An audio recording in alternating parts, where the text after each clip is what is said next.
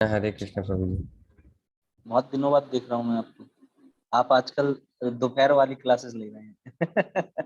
रात को प्रभु जी काम मैंने थोड़ा टाइम पे बंद कर रखा था, हेल्थ में थोड़ा सा मेरे को लगा हाँ। रात को ना इफेक्ट कर रहा है। अच्छा अच्छा अच्छा, आप बता रहे थे समय को। अब ठीक है। अभी बेहतर है प्रभु जी। अच्छा अच्छा, मैं भी अभी पीछे बीमार हो गया था, कोल्ड हो गया था मुझे। मौसम मौसम खराब है।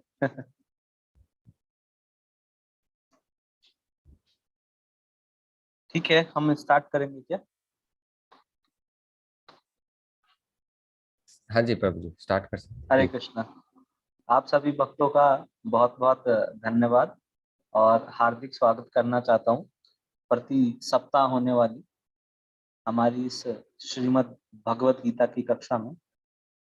और मुझे बड़ा आनंद महसूस हो रहा है क्योंकि ये जो कक्षा है बहुत रेगुलर है और बहुत मुश्किल होता है, खासकर कि आध्यात्मिक कार्यों में कंटिन्यूटी बना के रखना, कि परस्पर संवाद चलता रहे, चर्चा चलती रहे।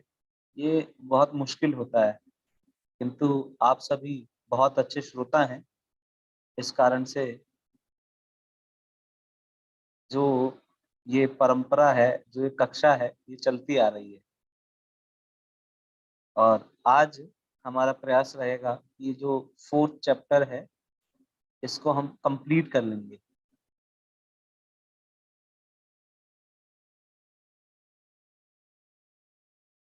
तो रेगुलरली बने रहने के लिए आप सभी भक्तों का हार्दिक धन्यवाद।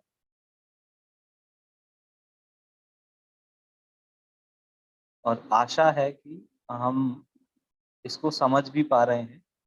और मेरा ऐसा मानना है और इच्छा है, बाकी ऑर्गेनाइजर्स के ऊपर है, हाँ वो क्या सोचते हैं, कि एक बार ये फोर्थ चैप्टर कंप्लीट हो जाए तो हम कुछ एक क्लास 1 आवर पूरा क्वेश्चन आंसर्स के लिए दे सकते हैं। नेक्स्ट क्लास जो है कि आज ये पूरा हो जाएगा फोर्थ चैप्टर।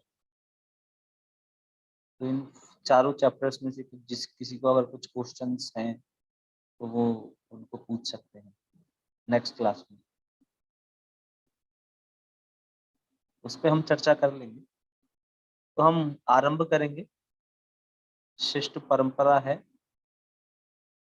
मंगलाचरण करने की, तो मंगलाचरण से आरंभ करेंगे। गुरु भगवान भक्त सबसे प्रार्थना करेंगे कि ये जो ग्रंथ भगवत गीता हम पढ़ रहे हैं ये हमें समझ आए और मैं इसे कुछ समझा पाऊँ। ओम अज्ञानतिमिरान्धस्य ज्ञानाञ्जनशलाकया चक्षुरुन्मिलितं येन तस्मै श्रीगुरुवे नमः। जय श्री कृष्ण चैतन्य प्रभु नित्यानंद, श्री अद्वैत गदाधर श्रीवासादि गौर भक्तवृंद। हरे कृष्णा कृष्ण कृष्ण हरे हरे, हरे राम राम राम हरे हरे।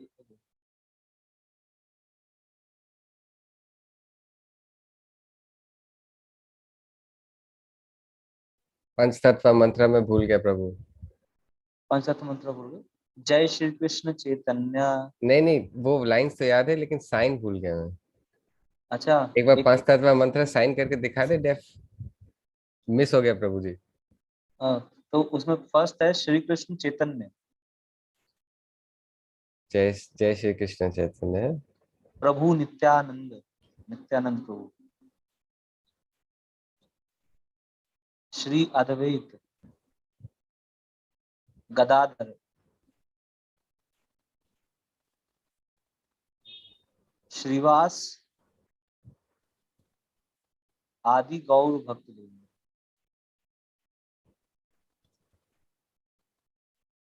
हरे कृष्णा कृष्ण कृष्ण हरे हरे, हरे राम राम राम। जगत गुरु श्रील प्रभुपाद जी की जय।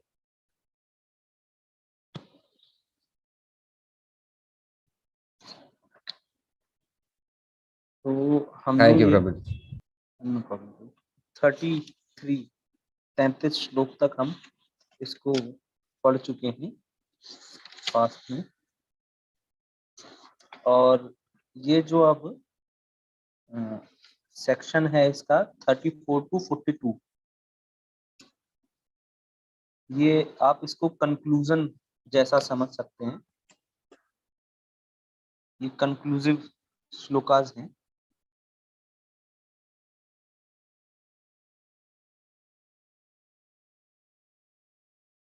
हमने लास्ट जो श्लोक पढ़े थे उसमें जाना था कि कैसे कर्म करने के द्वारा, अलग अलग प्रकार के नियत कर्म करने से व्यक्ति ज्ञान योग में आगे बढ़ता है और ज्ञान की प्राप्ति करता है। किंतु अब प्रश्न ये है कि ऐसा ज्ञान मिलेगा कहाँ से, कौन व्यक्ति उस ज्ञान को देगा।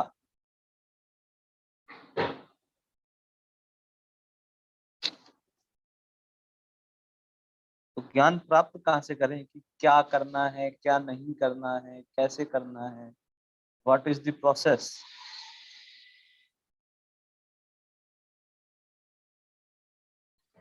तो इसीलिए भगवान 34 श्लोक में आंसर कर रहे हैं कि हमें क्या करना चाहिए। पहले गुरु के पास जाना चाहिए, फिर उनसे उनकी सेवा करनी चाहिए। पहले गुरु के पास जाएं, उन्हें अप्रोच करें, फिर जाके उनकी सेवा करें। और सेवा करने पर जब वे प्रसन्न हो जाएं तो वह बहुत विनम्र भाव से उनसे प्रश्न करें।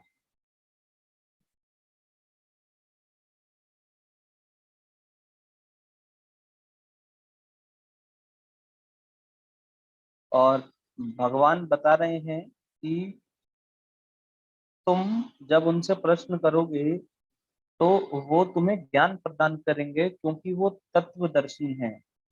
तत्वदर्शी मतलब उन्होंने सत्य का दर्शन किया है। सत्य कौन है? सत्य है भगवान कृष्ण। वास्तव में अगर इस भौतिक जगत में कुछ सत्य है तो वो तो भगवान ही है।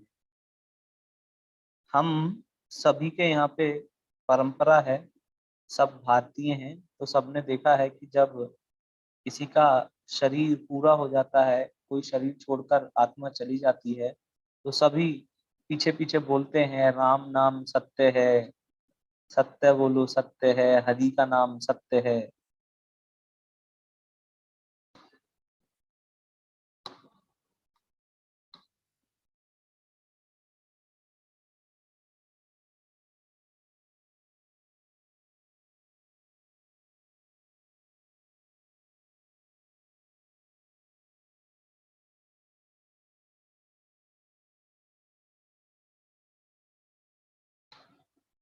तो इस प्रकार से भारतवर्ष में हमेशा से परंपरा रही है।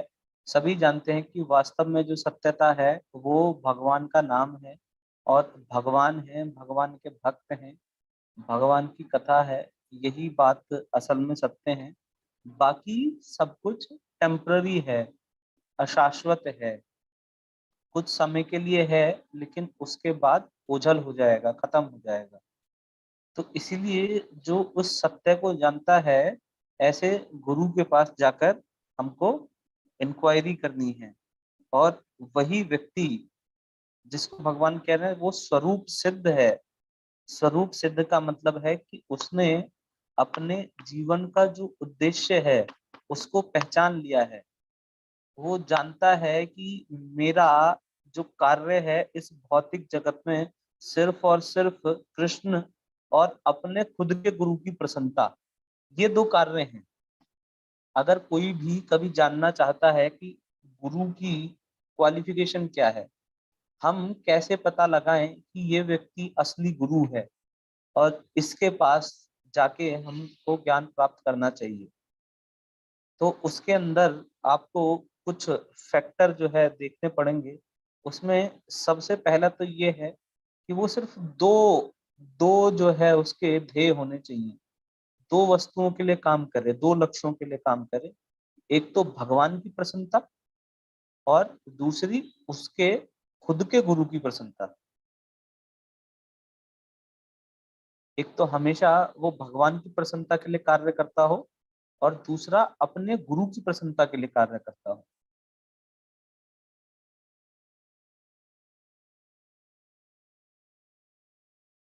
ये सबसे मुख्य दो लक्षण हैं। बाकी शास्त्रों में अनेकानेक और भी लक्षण बताए गए हैं। शिला रूप गोस्वामी जी अपने एक शास्त्र में लिखते हैं, अपने एक ग्रंथ में लिखते हैं कि जिसने वाणी के वेग को, हम सबको बोलने का वेग रहता है, कुछ ना कुछ सब बोलना चाहते हैं इस भौतिक जगत में।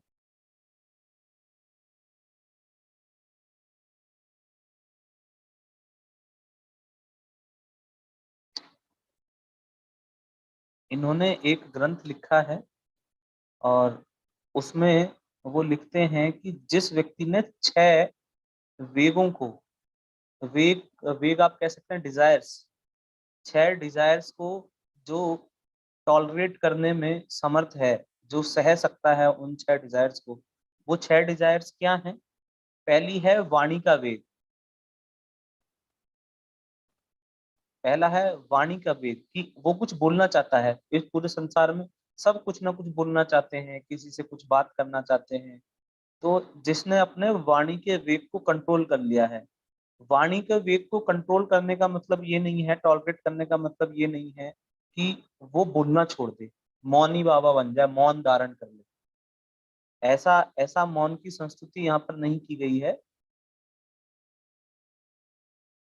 जबकि ऐसा ऐसा मौन धारण हो कि जब भी बोले तो कृष्ण से रिलेटेड बोले, कृष्ण के विषय में बोले, कृष्ण भक्तों के विषय में बोले। ये है वाणी के वेग को सहने का तात्पर्य है कि जब आपने अपनी वाणी को कंट्रोल कर लिया है तब आप क्या बोलेंगे? कृष्ण के विषय में बोलेंगे। जिस चीज का तात्पर्य कृष्ण से है उस बात को आप कहेंगे। फिर दूसरा वेग है मन का वेग।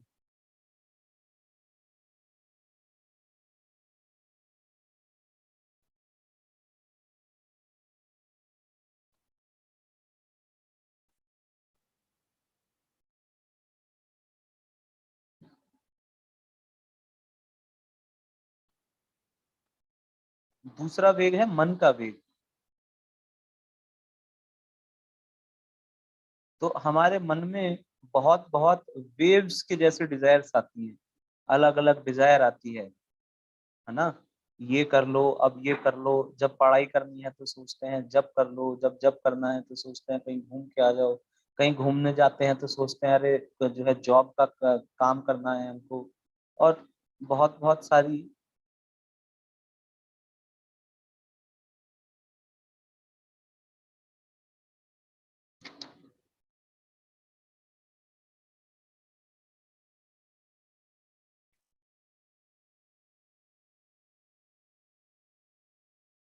ठीक है प्रभु। वो बंद हो गया प्रभु जी, बीच में खुला ठीक था, है वो प्रभु। गलती से हो गया, वो बंद हो गया। ठीक है। हम चल सकते। तो फिर है मन का वेग। मन के वेग हम सभी जानते हैं, मन में कितनी सारी इच्छाएं आती हैं। तो जो मन में हम कहेंगे कि असीमित या असंख्य जो इच्छाएं हैं, उनको सहन करने में, ऐसा नहीं है कि इच्छाएं नहीं आएंगी, है ना। हो सकता है शरीर है तो इच्छाएं जो है एक भक्त को जो बहुत ऊंचे स्तर पर है उसको भी आए, लेकिन वो उनको कंट्रोल कर सके, है ना। उनको सह सके कि इच्छा आ रही है तो इग्नोर कर दिया, सिर्फ उसी इच्छा को पूरी करेगा जो कि कृष्ण के संबंध में है। तो ऐसे मन के वेग को जो कंट्रोल कर सके। फिर क्रोध का वेग है ना। जब भी हमारा कोई कार्य पूर्ण नहीं होता है, हमारे हिसाब से चीजें नहीं चलती हैं, तो हमें क्रोध आता है। तो क्रोध का जो वेग है उसको कोई सहन कर सके, एंगर। ये तीसरा वाला था ना प्रभु जी? हाँ जी, तीसरा।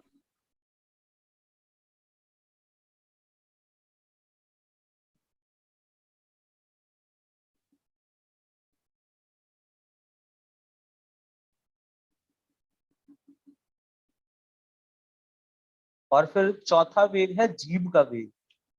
जीभ क्या है? जीभ को बहुत स्वादिष्ट व्यंजन चाहिए, बहुत अच्छा अच्छा खाने के लिए चाहिए, हमेशा कुछ ना कुछ चटपटा मांगती रहती है।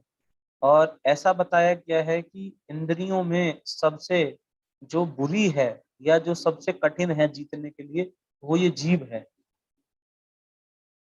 और जिसने इस जीभ के वेग को, ये चटपटा खाने के वेग को शांत कर लिया है, जिसने इस पे कंट्रोल कर लिया है, उस व्यक्ति को माना जाता है कि उसने सब कुछ कंट्रोल कर लिया है। तो इसलिए चौथा वेग है जीभ का वेग। और फिर पांचवा वेग है उदर का वेग, पेट का वेग। तो ये पेट का वेग क्या है? पेट के वेग का मतलब है कि हमको बहुत बहुत चीजों को इकट्ठा करने की इच्छा रहती है, कि बहुत सारी चीजें जोड़ लें, गाड़ी खरीद लें, बंगला खरीद लें, घोड़ा खरीद लें, बहुत सारे कपड़े खरीद लें। प्रभु जी पेट बोला आपने ना?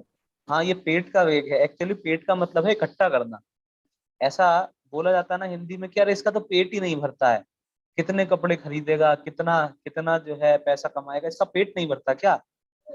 तो इसीलिए यहाँ पे कहा गया पेट का वेग।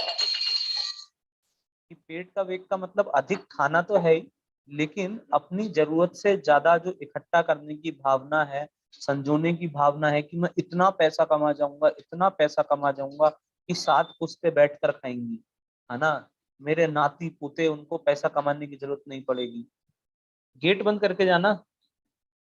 तो इस वेग को कहा गया पेट का वेग, उदर का वेग, मतलब अधिक अधिक इकट्ठा करने की जो आशा है, ये वेग। और लास्ट है जनेंद्रियों का वेग। हमारे जो जेनाइटल्स हैं, है ना, हमारी जो इंटीमेट होने की बहुत स्ट्रॉन्ग डिजायर है, अपोजिट सेक्स के साथ जो हमारी डिजायर्स हैं इंटीमेट होने की, तो वो जो डिजायर्स हैं, वो जो वेग है, तो ऐसे 6 वेगों को जो टॉलरेट कर सकता है, कि जिसको आ रहे हैं, लेकिन वो किसी भी तरीके से अपने ऊपर उन वेगों को हावी नहीं होने देता, जिसने ऐसे वेगों को सहन कर लिया है, जो सहन करने में समर्थ है। तो रूप गोस्वामी जी बताते हैं कि ऐसा व्यक्ति गुरु बनने के योग्य है। वास्तव में अगर कोई गुरु बनने के योग्य है तो वो व्यक्ति है जिनने ऐसे 6 वेगों को कंट्रोल कर लिया है।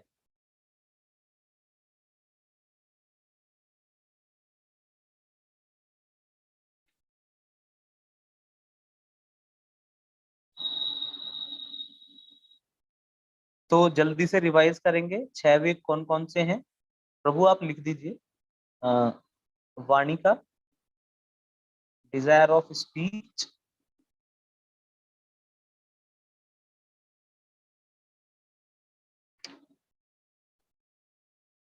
प्रभु जी यहाँ पे मैं स्लैश करके एक्सप्रेशन भी रख रहा हूँ, लिख दूं क्या स्पीच, क्योंकि फिर वो सिर्फ जीभ बोलने वाले हो जाते हैं।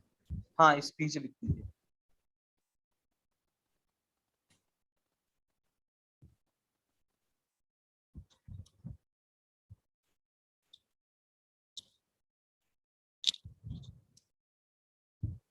हाँ जी प्रभु जी ठीक है। Minds demands,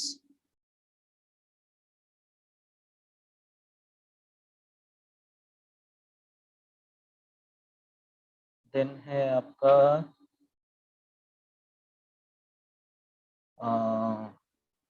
action of anger,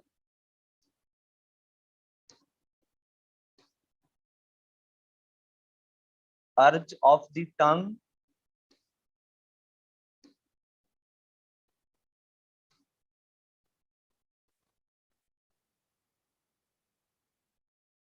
अर्ज ऑफ belly एंड अर्ज ऑफ genitals।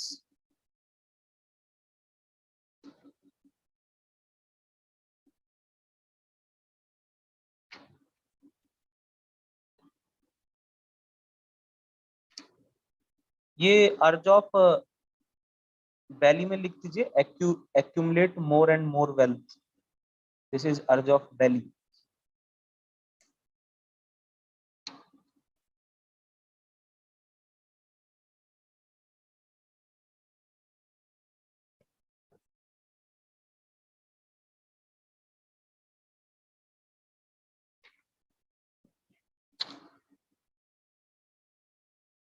तो अब हम समझ गए कि गुरु कौन व्यक्ति है ना। संप्रदाय के भीतर आना चाहिए, जिसका ज्ञान डायरेक्ट कृष्ण से आ रहा हो, डायरेक्ट भगवान से जिसका ज्ञान आ रहा है, उस परंपरा का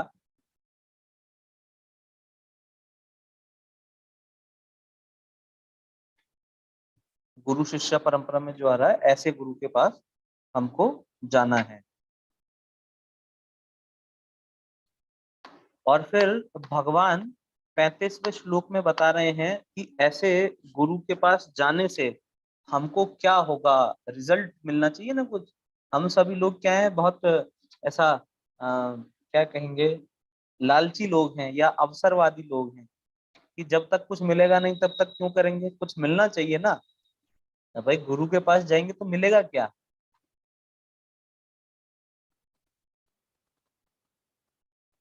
कि किसी के पास हम जाएं, अपनी स्वतंत्रता को उसके सामने सरेंडर करें, है ना, उसको हम अपनी स्वतंत्रता दे दें, तो फिर उससे हमें मिलेगा क्या, मिलना भी तो कुछ चाहिए। तो भगवान यहाँ 35वें श्लोक में बता रहे हैं कि हमें क्या मिलेगा।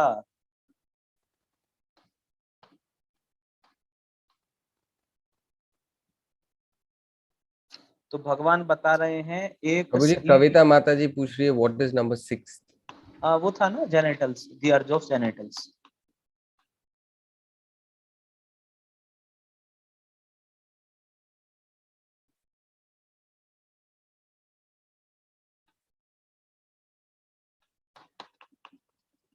ओके प्रभु जी।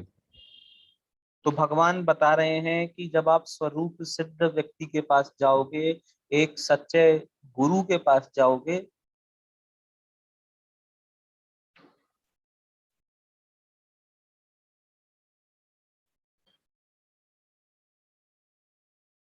उनको बोलिए चैट बॉक्स में देख लेंगे।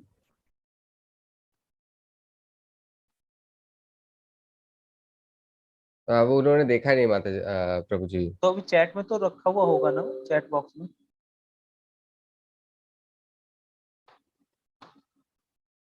वो सर प्रभु जी, वो वर्ड का मतलब नहीं पता उनको। अच्छा, जेनेटल्स में जनेंद्रियां जिससे बच्चे पैदा करते हैं। मतलब आप सिंपली देखो, urge of sex, opposite desire, opposite जो जेंडर है ना, विपरीत लिंगी के प्रति जो हमारी इच्छाएं होती हैं, संबंध बनाने की, बच्चे उत्पन्न करने की, ऐसी डिजायर्स के लिए बोला गया है।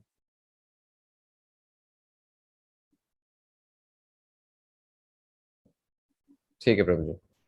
तो 35वें श्लोक में भगवान बता रहे हैं कि जब आप एक सच्चे साधु के पास जाओगे, अच्छे गुरु के पास जाओगे, तब आपको क्या पता चलेगा, तब आपको ये जानने के लिए मिलेगा कि जितने भी पूरे इस संसार में जीव आत्माएं हैं, वो क्या है, वो मेरा अंश है, वो भगवान का ही अंश है। तुम इस बात को जान सकोगे, और जिससे कि तुम कभी भी फिर से मोहग्रस्त नहीं होगे, तुम कभी भी इल्यूजन नहीं होगा तुम्हें।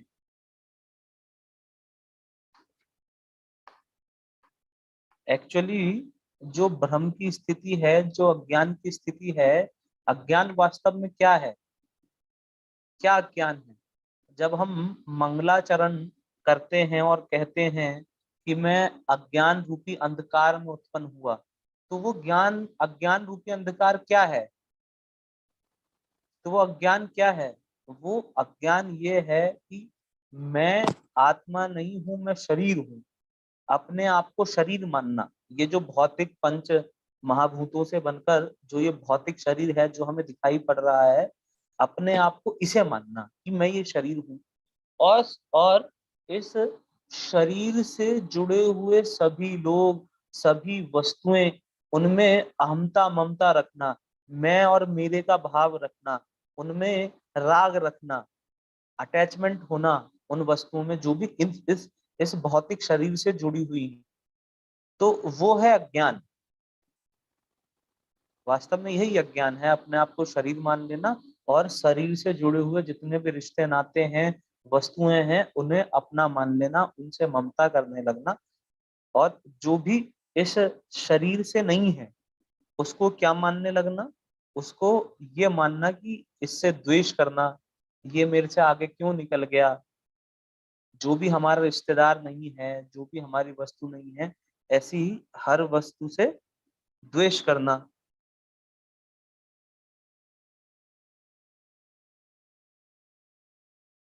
तो ये वास्तव में अज्ञान है।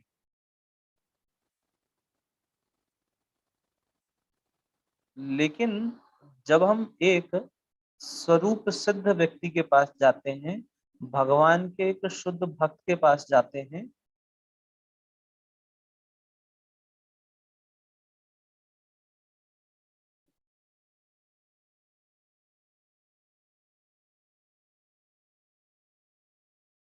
भगवान के जब हम शुद्ध भक्त के पास जाते हैं, उनको अपना गुरु रूप में समर्पित होते हैं, उनकी शरण ग्रहण करते हैं, तो वो हमको वास्तविक ज्ञान देते हैं। जो हम कहते हैं ना कि गुरु ने क्या करा, मेरी आंखों में ज्ञान रूपी अंजन लगा दिया, मेरे को ज्ञान दे दिया। तो ज्ञान क्या है? ज्ञान क्या है? बहुत बहुत छोटे शब्दों में ज्ञान का मतलब समझ लीजिए। आपको अनेकानेक लोग पूछेंगे कि ज्ञान ज्ञान क्या है ना? तुम बातें करते हो भगवत गीता की, तो बताओ ज्ञान क्या है? तो ज्ञान क्या है? मैं ये शरीर नहीं हूँ, मैं आत्मा हूँ, और आत्मा होने के कारण मैं परमात्मा का सेवक हूँ, परमात्मा का अंश हूँ। यही वास्तविक ज्ञान है। और सभी जीवात्माएं ये शरीर नहीं है, ये परमात्मा का एक अंश है, परमात्मा के सब बच्चे हैं। और इस कारण से क्या है, सभी मेरे भाई बहन हैं। और ये जो पूरी पृथ्वी है, जितने भी जीवात्मा इस पूरे संसार में रहते हैं, वो क्या है, मेरा परिवार है। तो जब ये बुद्धि हमारी होगी, तो फिर वहां पर कोई भी किसी भी तरह का लड़ाई झगड़ा इत्यादि ये सब काम खत्म हो जाएंगे। आज लड़ाई किस लिए है? आप देखिए यूक्रेन में और जो रूस में जो वॉर है, वो किस लिए है? मेरा तेरा के लिए तो हो रहा है कि ये मेरी जगह है ना, ये मुझे दे दो। वो यूक्रेन कह रहा है नहीं नहीं हम कैसे दे देंगे, ये तो मेरी जगह है। लेकिन बहुत एक उपनिषदों का मंत्र है,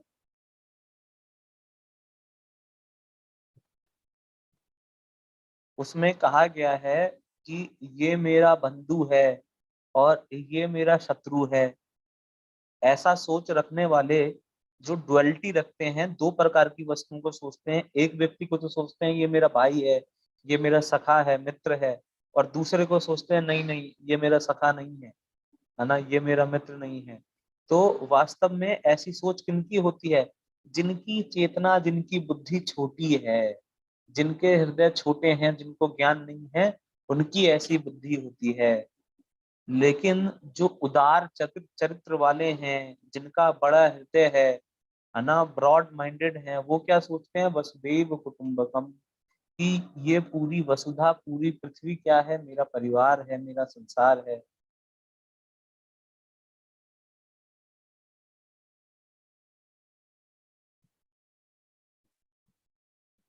तो इसीलिए भगवान कह रहे हैं कि आप क्या करो, एक गुरु की शरण ग्रहण करो, और फिर वहां जाके आप वास्तविक ज्ञान कि मैं ये शरीर नहीं हूँ, आत्मा हूँ, और भगवान कृष्ण का नित्य दास हूँ। और भगवान कह रहे हैं कि देखो 36वें श्लोक में बता रहे हैं आगे,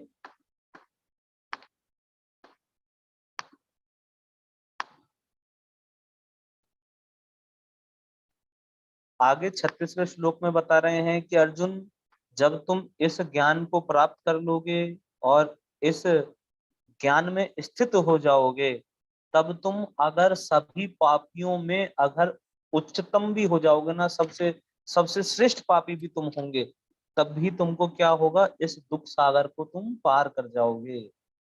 अगर तुम महान पापी भी बन जाओ, है ना, महान से महान पाप कर दो तुम, तब भी क्या होगा, ये जो भौतिक संसार है, ये दुख का जो सागर है, इसको तुम पार करने में समर्थ होगे। तो अब किसी के मन में प्रश्न आ सकता है कि भाई ये जो बात बताई जा रही है, फिर तो हम सब ज्ञान ले लें और फिर कुछ भी करें, फिर कुछ भी उल्टा सीधा काम करें, है ना। आपने तो ये कह दिया बस आप कृष्ण को मानो, कृष्ण की बातों को ध्यान में रखो, और उसके बाद आप जो भी सोचोगे, जैसा भी सोचोगे, वो सब फिर भी आप पार हो जाओगे। तो ऐसा नहीं है, अपितु ये बात बताई जा रही है कि ज्ञान, जो ये ज्ञान योग है, भगवान इस ज्ञान योग की परिभाषा देते हुए कह रहे हैं कि ये इतना उच्च है, इतना उच्च है, मतलब इसकी विशेषता बता रहे हैं। हाल तो जो व्यक्ति ज्ञान में स्थित है वो तो पाप करेगा ही नहीं ना। जो व्यक्ति ज्ञान में स्थित हो गया वो तो पाप कर नहीं सकता। लेकिन भगवान बस एनालॉजी देने के लिए कह रहे हैं, अगर महान से महान पापी भी है ना, तब भी उसका उद्धार हो जाएगा अगर वो उस ज्ञान में स्थित हो जाए तो। और जबकि वास्तविक बात यह है कि जो ज्ञान में स्थित होगा वो पाप करेगा ही नहीं। लेकिन ज्ञान की विशेषता बताने के लिए बताया जा रहा है।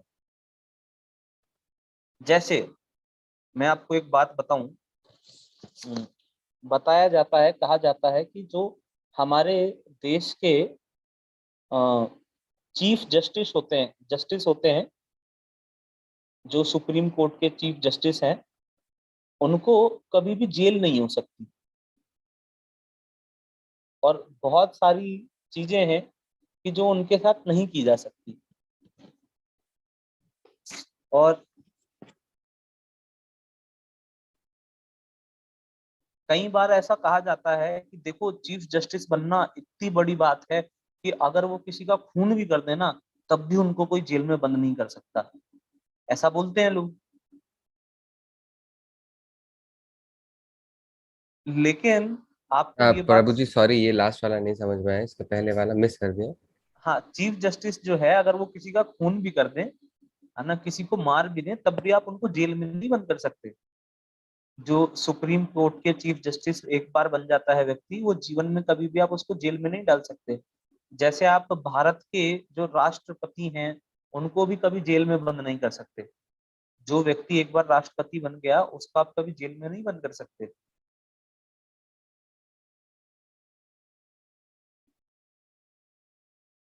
तो कई बार लोग ऐसा एग्जाम्पल देते हैं कि देखो, कोई अगर चीफ जस्टिस बन जाता है ना, तो अगर वो खून भी कर दे, तब भी उसको कोई जेल में नहीं बंद कर सकता।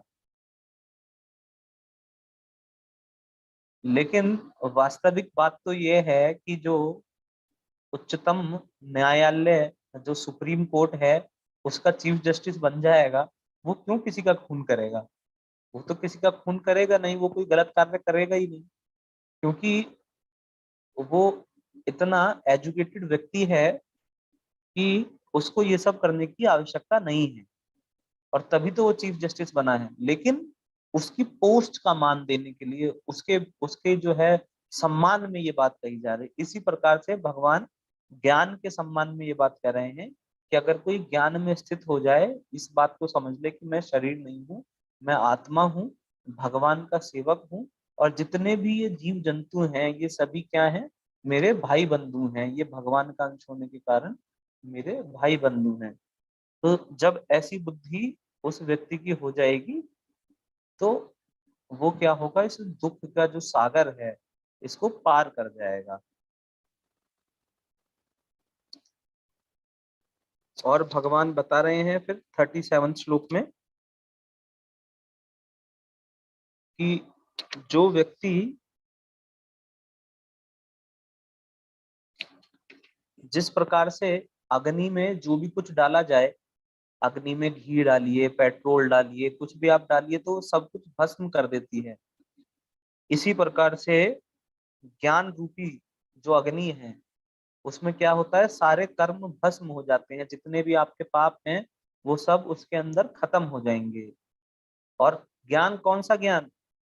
भगवान भगवान और आत्मा और परमात्मा को जो ज्ञान है, और उनके बीच का जो संबंध है, उस ज्ञान को जान लेने से आपके जितने पाप कर्म हैं वो सब भस्म हो जाएंगे उस ज्ञान रूपी अग्नि में। तो ये बहुत समझने का विषय है कि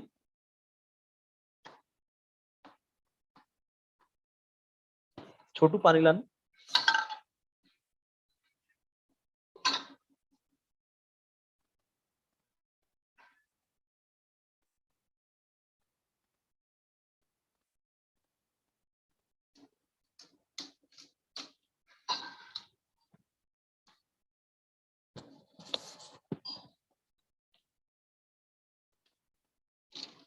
तो इसीलिए हमको ऐसा ज्ञान लेने की प्रभु जी, मैं बहुत भी बहुत बस दो आवश्यकता। मिनट एक ब्रेक ले सकता हूँ? थोड़ा सा पानी हाँ पी के हाँ, आता हूँ लीजिए मैं। लीजिए लीजिए, मैं भी पानी पीता हूँ।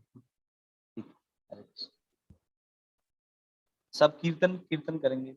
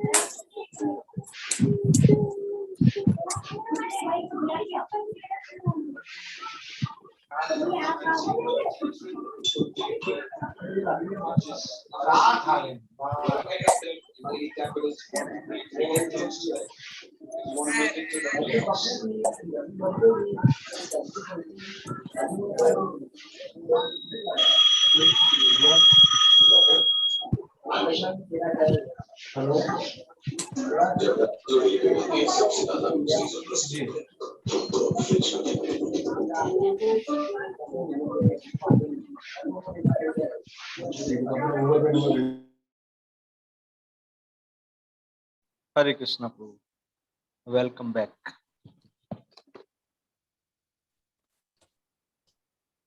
हरे कृष्णा प्रभु जी, थैंक यू।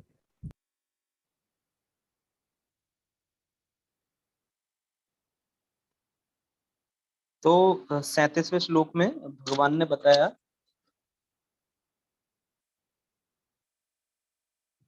हरे कृष्णा, 37 श्लोक में भगवान ने बताया कि किस प्रकार से जब कोई आत्मा परमात्मा के बीच के संबंध को जान लेता है तो समस्त प्रकार के जो पाप कर्म हैं वो ज्ञान रूपी अग्नि में भस्म हो जाते हैं।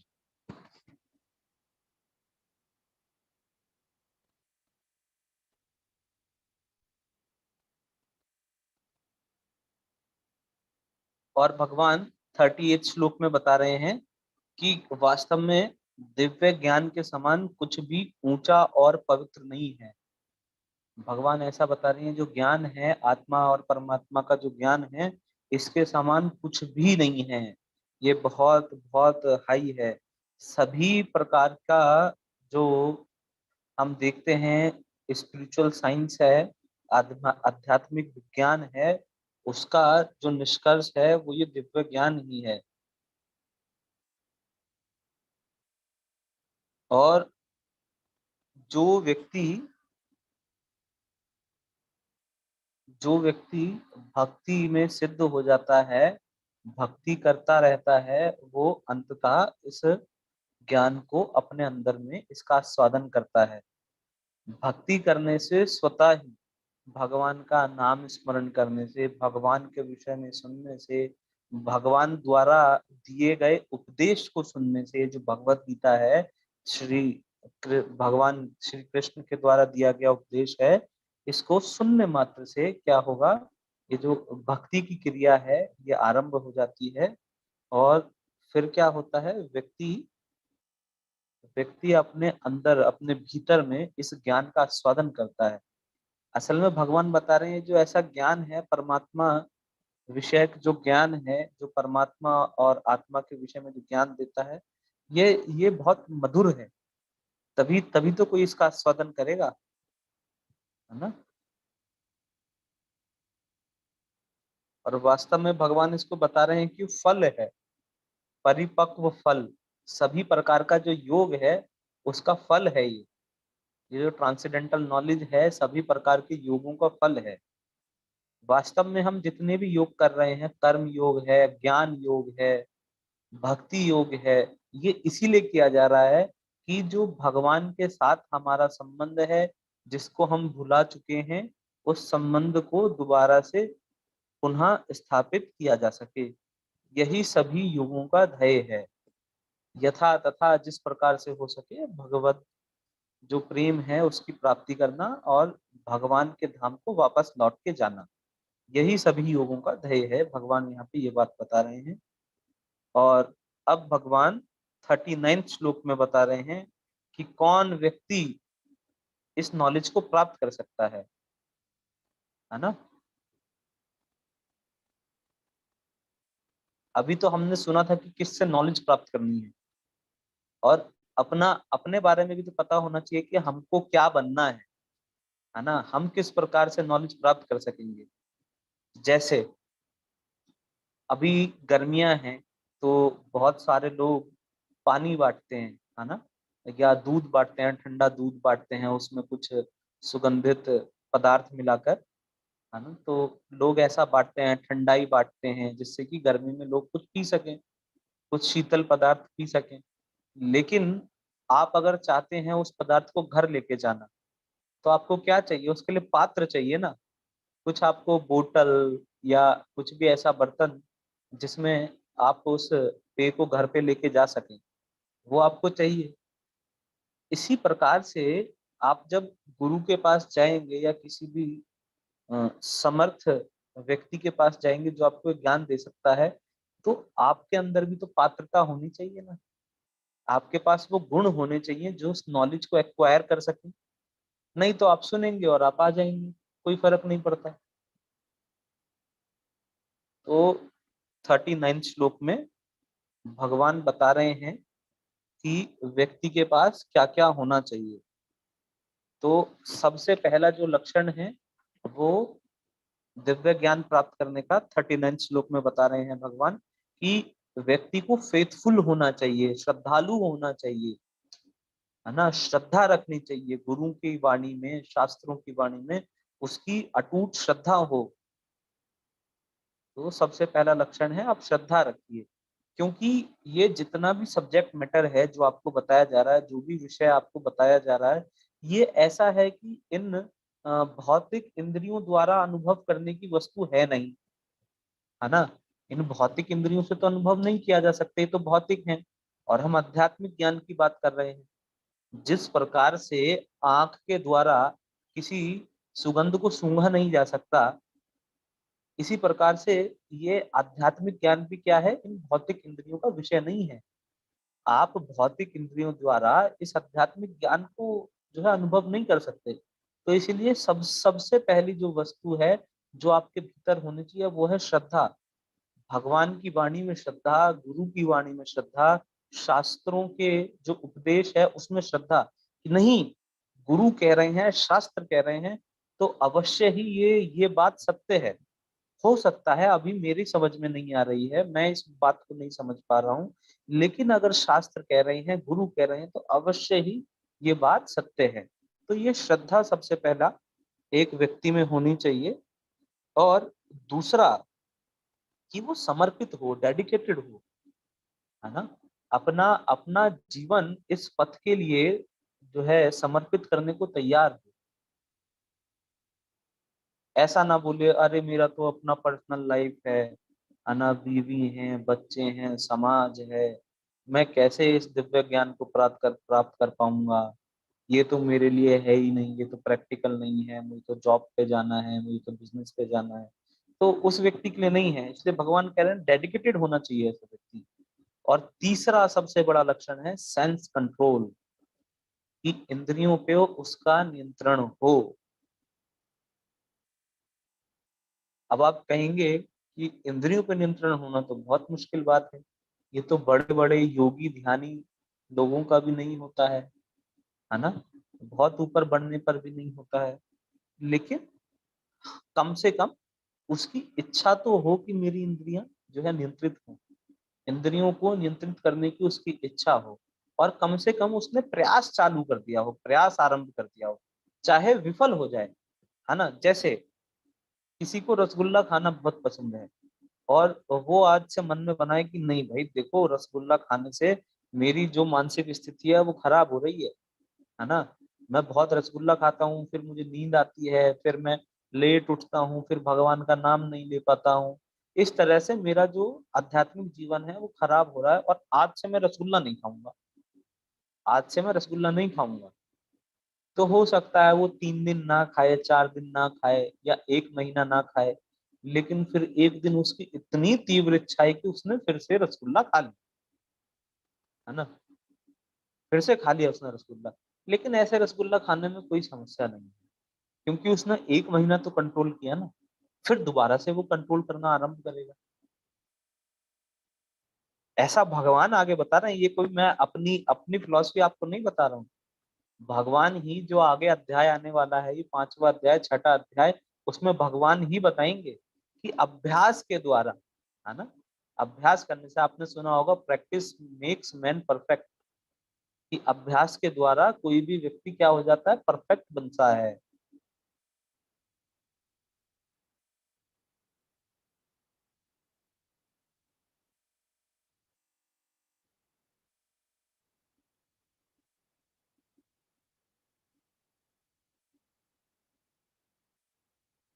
तो इसी प्रकार से जब हम भी अपनी इंद्रियों को बारंबार बारंबार कंट्रोल करने का प्रयास करते रहेंगे, तो एक समय जरूर ऐसा आएगा जब भगवान की कृपा हमारे ऊपर होगी, भक्तों की कृपा हमारे ऊपर होगी, और हमारी इंद्रियां हमारे नियंत्रण में आ जाएंगी। लेकिन हमको प्रयास करते रहना है, ऐसा नहीं है कि छोड़ दें, कि नहीं क्योंकि इंद्रियां कंट्रोल होती नहीं तो इसलिए प्रयास भी करना छोड़ देते हैं, प्रयास ही क्यों करना जब कंट्रोल ही नहीं हो रही तो ऐसा नहीं करना है, हमको प्रयासरत रहना है, क्योंकि भगवान कह रहे हैं कि उसी को ये नॉलेज मिलेगी जिसको कि जो इंद्रियों को कंट्रोल कर पाएगा।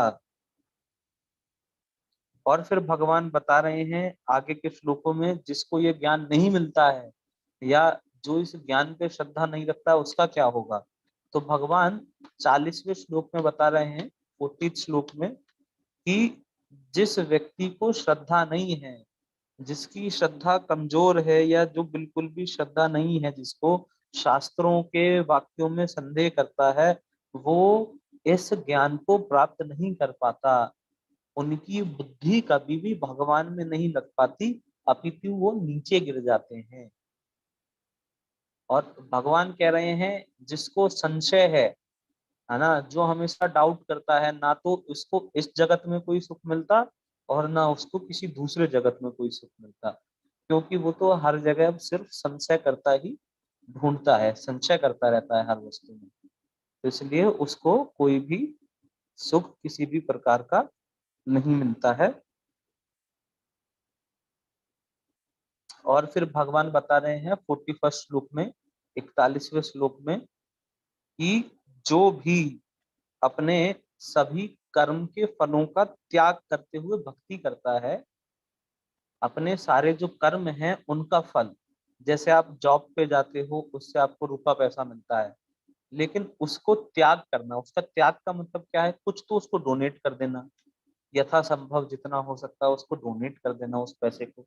और दूसरा, उसमें ये भावना नहीं रखना कि ये मेरा पैसा है, मैंने कमाया है, इस भाव का जो त्याग कर देता है, और जिसके जो डाउट्स हैं वो खत्म हो चुके हैं दिव्य ज्ञान के द्वारा, क्योंकि गुरु के पास गया ना, और ट्रांसेंडेंटल नॉलेज उसको मिला, तो उसके जो संशय हैं वो विनष्ट हो चुके हैं। तो भगवान बता रहे हैं ऐसा व्यक्ति कर्म के बंधनों में फंसता नहीं है। अगर आप कभी भी अपने जो भक्ति से रिलेटेड डाउट्स हैं, जितने भी आध्यात्मिक जो आपके संशय हैं, उसे किसी अच्छे वैष्णव भक्त के द्वारा उनका संशोधन करते रहेंगे, उनको पूछते रहेंगे, उनको क्लियर करते चलेंगे, तो आप भी कभी कर्म के किसी भी बंधन में फंसेंगे नहीं।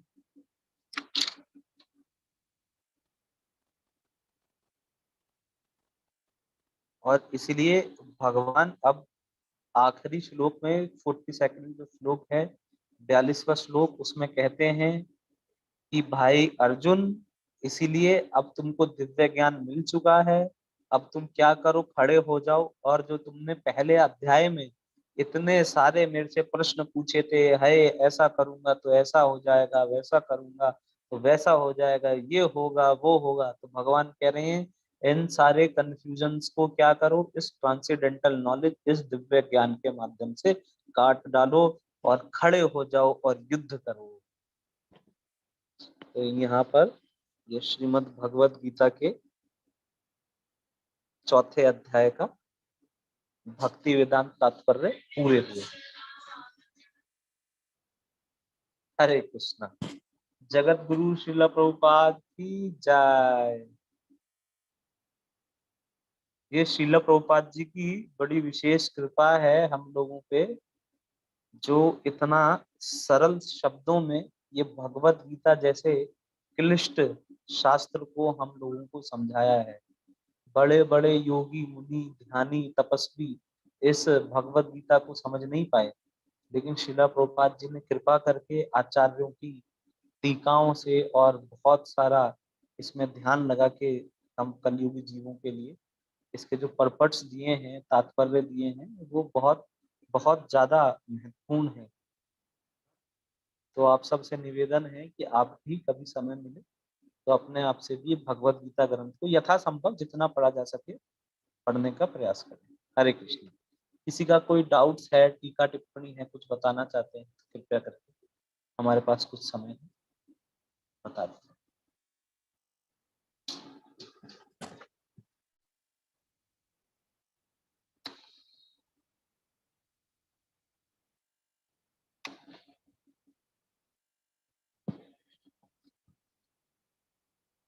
हरे कृष्णा प्रभु जी। उमा माता जी बोल रहे हैं।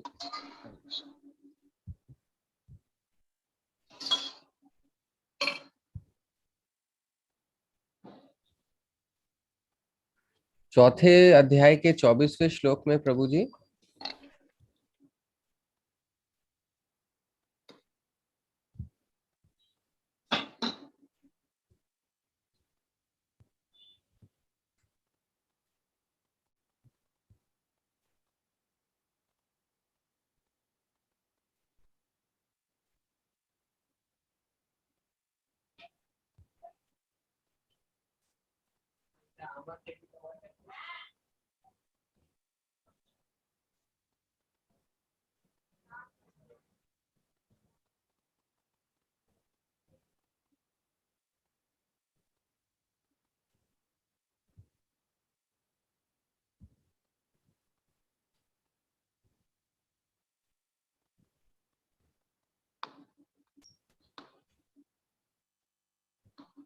प्रभु जी, उमा माता जी पूछ रहे हैं कि जब हम यज्ञ करते हैं ना, हम्म। यज्ञ में जो हमारे जो जो भी हम डालते हैं उसकी जो सारी अच्छी जो हमें ब्लेसिंग्स जो होती हैं और जो श्रद्धा मतलब उसकी होती है, वो हमें ना मिलके सब कृष्ण भगवान को चली जाती हैं।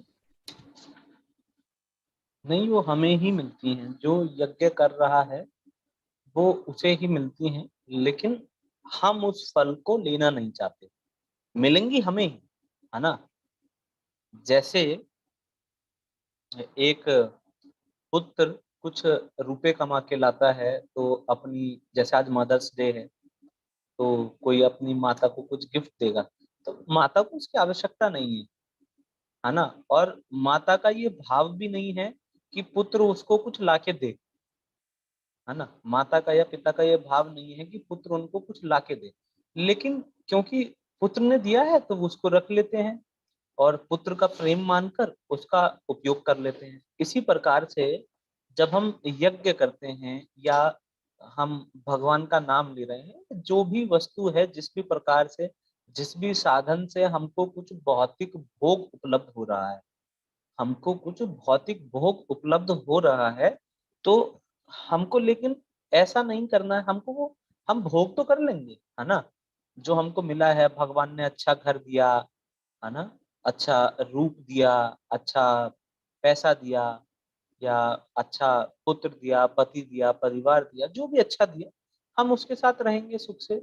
लेकिन हम भगवान का नाम इसीलिए नहीं लेंगे, या फिर यज्ञ सिर्फ इसलिए नहीं करेंगे कि हमें कुछ प्राप्त हो।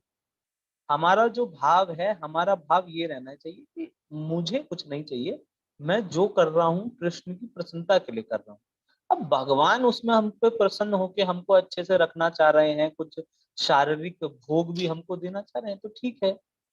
हमने नहीं मांगा, हमने भगवान से नहीं मांगा, लेकिन भगवान देना चाह रहे हैं तो ठीक है, हम एक्सेप्ट करेंगे और यथासंभव उसको डोनेट कर देंगे, दूसरों को देंगे। लेकिन अपना भाव होगा, अगर आपका भाव ये है कि ये घर मेरा है, पुत्र मेरा है, परिवार मेरा है, तो रुपया पैसा बैंक बैलेंस ये सब मेरा है, तो भगवान उसको छीन भी लेते हैं, है ना। और भगवान लेंगे तो आपको बहुत दुख होगा। लेकिन जब आप मानेंगे कि ये सब कुछ तो भगवान का है, दिया तो अच्छा, वापस ले लिया तो अच्छा, हमारा तो कुछ था नहीं, तो इसलिए दुख की कोई स्थिति नहीं है भक्त के लिए। तो ये मानसिकता बहुत जरूरी है, और ये अचानक नहीं होगा। ये तभी होगा कि जब हम बार बार प्रयास करते रहेंगे, है ना।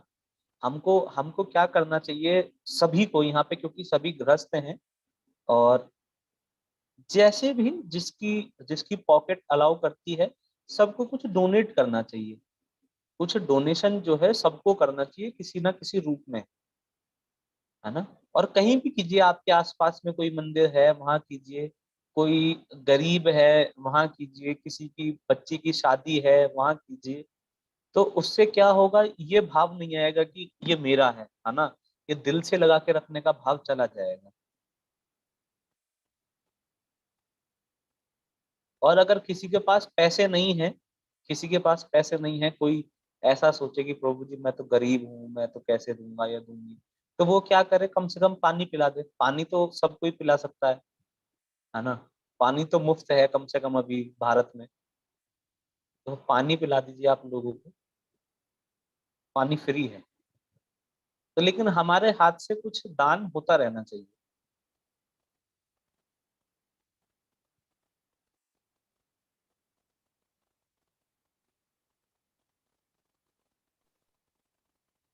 ठीक है।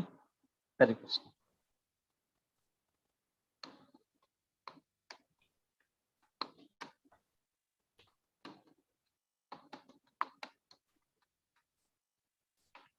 हरे कृष्णा प्रभु। थैंक यू सो मच प्रभु, आज हम बहुत खुश हुए, आपसे इतना सब कुछ सीखने को मिला। तो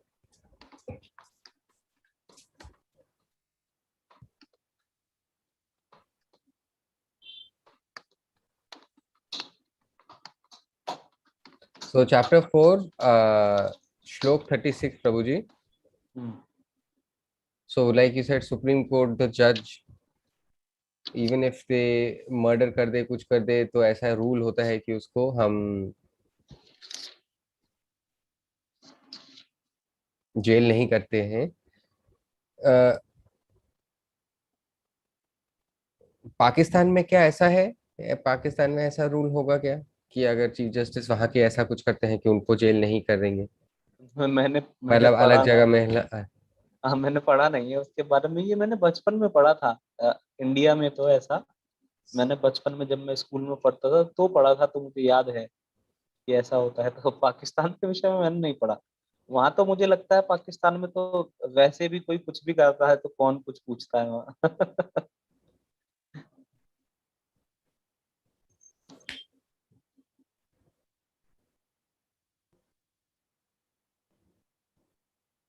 थैंक यू प्रभु जी, thank you. Hare Krishna.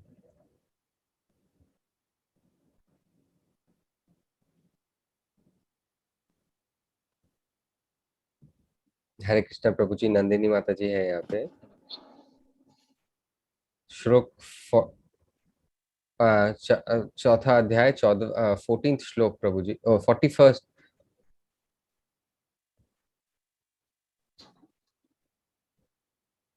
41, 41st श्लोक। हाँ, उसमें जैसे आपने बोला कि काम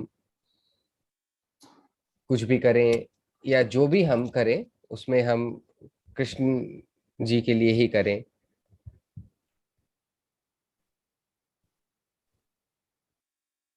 वो कह रही है प्रभु जी, लेकिन पिछले 2 साल से कोविड में मतलब इतना मुश्किल हो गया है। मैं टीचिंग करती थी, अब कुछ नहीं आ रहा है। और 2 साल हो गए हैं, किसी तरीके का कोई कमाई नहीं हो रहा है।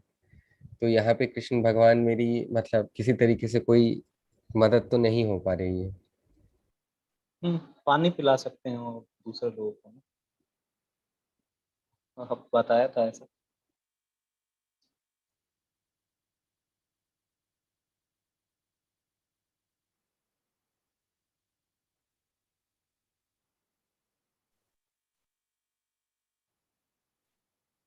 तो प्रभु जी, हम अपने जैसे औरतें होती है खानदान में कुछ कुछ वो करते ही रहते हैं सारा टाइम, है ना। और वो कह रहे हैं जैसे वो ट्यूशन चलाती थी, एक स्कूल चलाती थी, वो कोविड की वजह से बंद हो चुका है। और उनके पति जो है वो काम करते हैं। और वो कहते हैं आपने ये सही बताया प्रभु जी, पानी वाला हम जरूर कर ही सकते हैं। और जून जुलाई आते हैं, देखते हैं अगर काम वापस चलता है तो। वापस भी काम चलेगा ऐसा नहीं है। भगवान भगवान ना अनसर्टेनिटी बनाए रखते हैं। देखिए, अगर ये भौतिक संसार को भगवान बहुत अच्छा डिजाइन कर देते ना कि यहाँ सबको बहुत मजा आता, तो फिर कोई भी ना वापस जाने की नहीं सोचता। आप देखिए, संसार में ऐसे बहुत सारे लोग हैं जो बहुत दुखी हैं, बहुत दुखी हैं। लेकिन फिर भी वो क्या सोच रहे हैं, नहीं नहीं इस संसार में ही रहेंगे। यहाँ मेरी पत्नी है, यहाँ मेरे बच्चे हैं, यहाँ मेरा परिवार है ना। यहाँ अच्छा घर है, यहाँ देखो कितनी सुंदर खुशबू आती है, यहाँ वेदर कितना अच्छा है। तो लोग इतना दुख झेलने के बाद भी भगवान के धाम नहीं वापस जाना चाहते। कोई नहीं चाहता भगवान के पास वापस जाना। तो अगर भगवान सुख कर दें यहाँ पे तो सोचिए क्या होगा। तो कुछ पूछ रहे हैं ना? वो कह रही वो बधिर बच्चों को पढ़ाती हैं, हाँ जी। बहुत मिस करती है उनको पढ़ाना। माता पिता जो उनके हैं, आई मामा जो है वो पढ़ाते हैं उनको, मदद तो करती ही रहती हैं। लेकिन वो टीचिंग, बच्चों को पढ़ाना, बधिर बच्चे हैं उनको पढ़ाना वो बहुत मिस करती है, बहुत पसंद है उनको बधिर बच्चों को पढ़ाना। तो आप दोबारा पढ़ाइए उनको, क्या क्या परेशानी है। अगर स्टार्टिंग में लोग पैसे दे के नहीं आ रहे हैं तो कुछ स्टार्टिंग में आप फीस कम कर सकते हैं, फीस स्ट्रक्चर, है ना। और कुछ पैसा, कुछ बच्चों को फ्री में पढ़ा दीजिए, तो फिर लोग अपने आप आने लगेंगे आपके पास ना।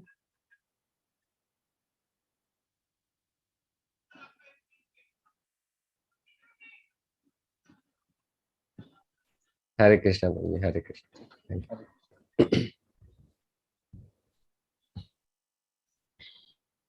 हरे कृष्णा प्रभु जी, हमारा 1 घंटा हो चुका है।